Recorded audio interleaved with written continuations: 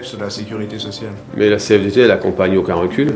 Ce qu'il faut, c'est savoir si on veut sauvegarder ce système-là. Il faut prendre la réalité en face. Non pas pour faire des logiques comptables, mais pour regarder comment on fait évoluer la sécurité sociale pour la rendre plus pertinente aux enjeux d'aujourd'hui et de demain. Il y a de quoi, au jour d'aujourd'hui, contrairement à ce qu'on nous dit, travailler pour un monde meilleur où tout le monde a sa place, travaille dans de bonnes conditions, peut vivre et satisfaire ses besoins. C'est cette idée-là qu'il faut porter. La loi du marché n'est pas compatible avec la loi de la République et les valeurs de liberté, d'égalité et de fraternité. Et la sécurité sociale, c'est à la fois la liberté, c'est une liberté pour tout le monde, tous ceux qui en bénéficient, c'est la solidarité, c'est la fraternité, et aussi l'égalité de droit.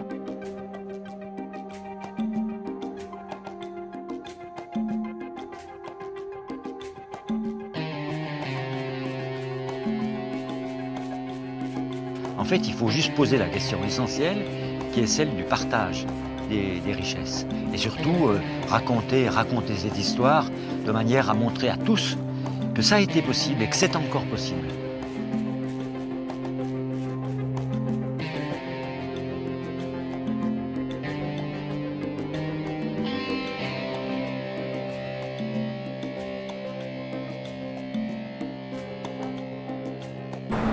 Cette usine est à l'origine de 3 choses. La première a été créée dans cette entreprise la première garderie d'enfants en France.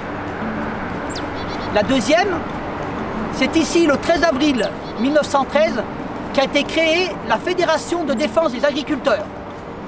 Et la troisième, en 1906, la première grève en Savoie. Vous l'aurez bien compris, c'est plus qu'une entreprise, c'est devenu un patrimoine. À chaque génération, son combat pour le sauvegarder. En 2017, le grand groupe Rio Tinto minier a décidé de fermer cette entreprise. Et grâce à la volonté des salariés qui ont fait ce qu'il fallait pour sauvegarder leur emploi, ont réussi à sauvegarder ce patrimoine.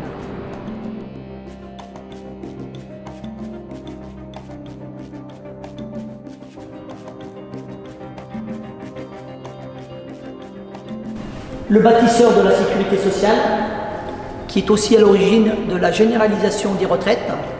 C'est pour ça que ce soir, nous allons présenter un film qui s'appelle La Sociale.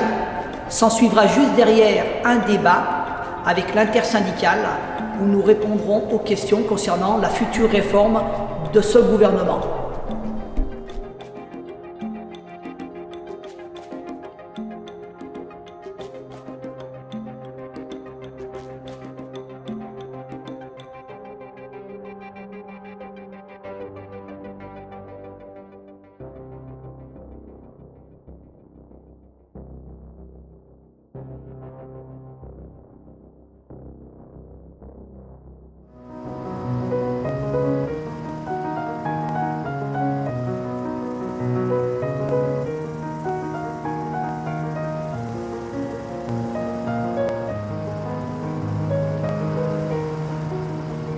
Je suis né en 1919 dans une famille athée.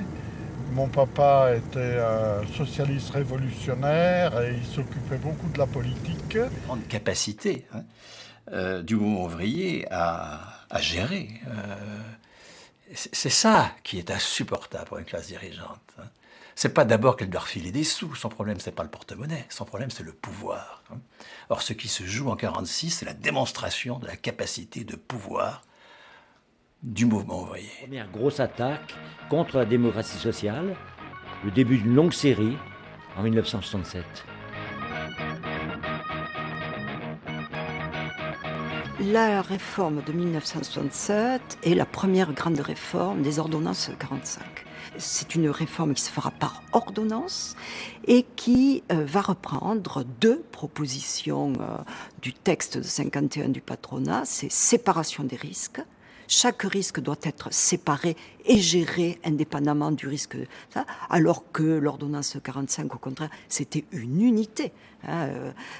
Et ensuite, parité, c'est-à-dire que la représentation patronale doit être à égalité avec la représentation syndicale ouvrière. Alors on pourrait dire c'est juste, mais ça ne l'est pas, parce que le patronat, lui, est unifié.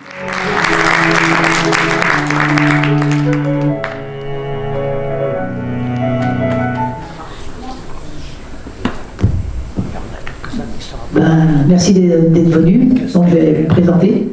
Donc, moi, je suis Pozolo Jean-Luc. Donc, je représente la CFDT.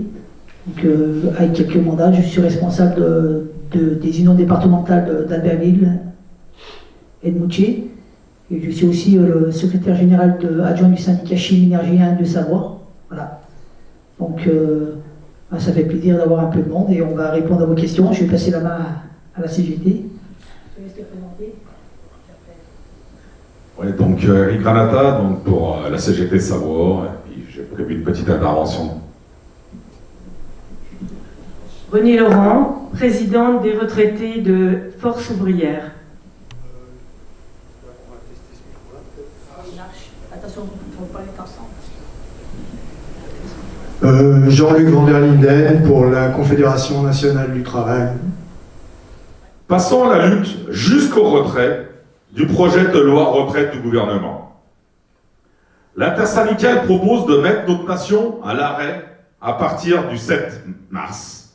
Écartons tout de suite les supposées divergences dans l'intersyndicale qui n'existent que dans la tête à Macron, mais je vais m'exprimer donc au nom de la CGT. Mes camarades s'exprimeront au nom de leur propre organisation syndicale. Pour la CGT, donc, la mise à l'arrêt de notre nation passe surtout par la mise à l'arrêt, à partir du 7 mars, des entreprises et des services publics. Toutes les entreprises, même les plus petites et les commerces, évacuant tout de suite l'idée que les cheminots ou les agents de l'énergie vont obtenir tout seuls le retrait du projet. Stop à la grève par délégation. Prenons-nous en main. Vaut mieux 2 jours de prélèvement de grève que 2 ans de plus au travail, non? Mais d'abord, je voudrais revenir sur une chose. La sécurité sociale, c'est une conquête révolutionnaire qui n'a pu être gagnée, alors bien sûr par l'intermédiaire des camarades qui ont été cités, mais par les grandes grèves de 36-45. Et il ne faut pas oublier que ces grèves, ce sont les grèves qui ont permis aux ministres Croizat et autres de pouvoir mettre en application. Sans l'appui de la population, il n'y aurait pas eu de possibilité. C'est donc une conquête révolutionnaire. Et sur cette conquête révolutionnaire, je veux revenir sur les 4 grands principes qui ont été remis en cause par les différentes réformes.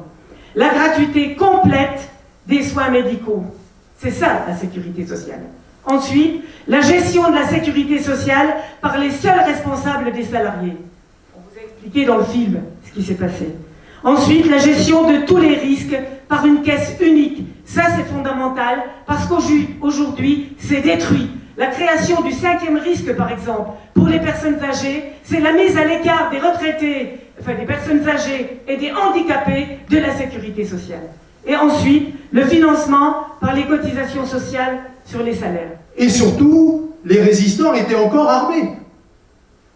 Alors que dit Franck Lepage? Il dit, ben voilà, quand vous vous retrouvez face à un tigre, alors le tigre, c'est quoi? C'est le capital et le bourgeois. Donc quand vous vous retrouvez face à ce tigre, qu'est-ce que vous faites? Ben, vous ne lui dites pas « couchez Kiki ». Donc qu'est-ce que vous faites? Ben, vous avez un éléphant avec une nacelle et vous avez un gros calibre. Et là, il n'y a plus besoin de dire « couchez Kiki ». Kiki, il se couche tout de suite. Voilà. Alors, réfléchissons un peu. Aujourd'hui, c'est quoi notre éléphant? C'est quoi notre gros calibre? Eh bien, notre éléphant, c'est l'unité syndicale. Nous sommes là pour le prouver. Jamais elle n'a été aussi solide. Vous nous avez entendus. Nous sommes tous sur le même discours. Voilà. Et ensuite, notre gros calibre, c'est la grève générale. Voilà. C'est tout. Je m'arrête là.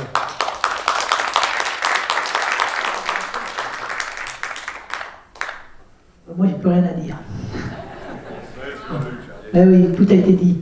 Oui, effectivement, alors aujourd'hui, c'est l'unité syndicale. D'ailleurs, ça le prouve encore depuis le début. Hein.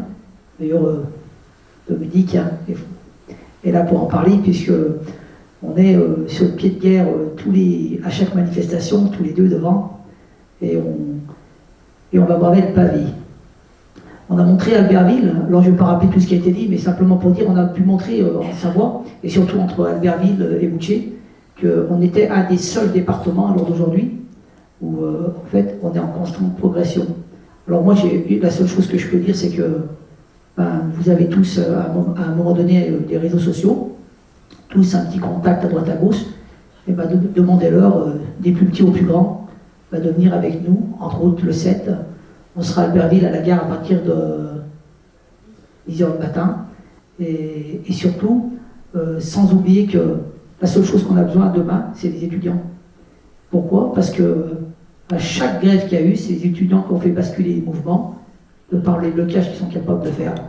Donc,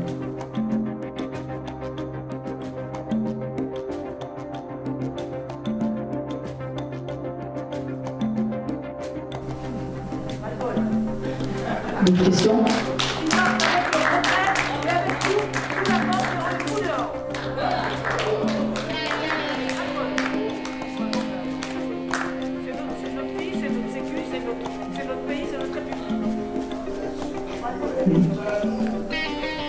Exactement.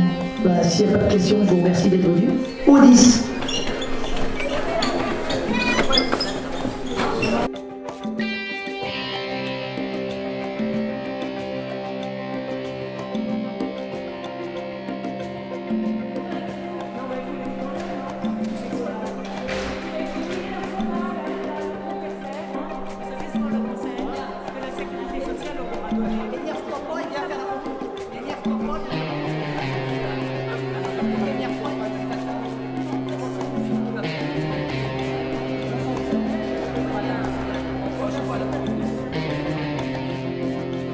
Alors déjà, nous sommes contents que notre intersyndicale Tarine marche bien.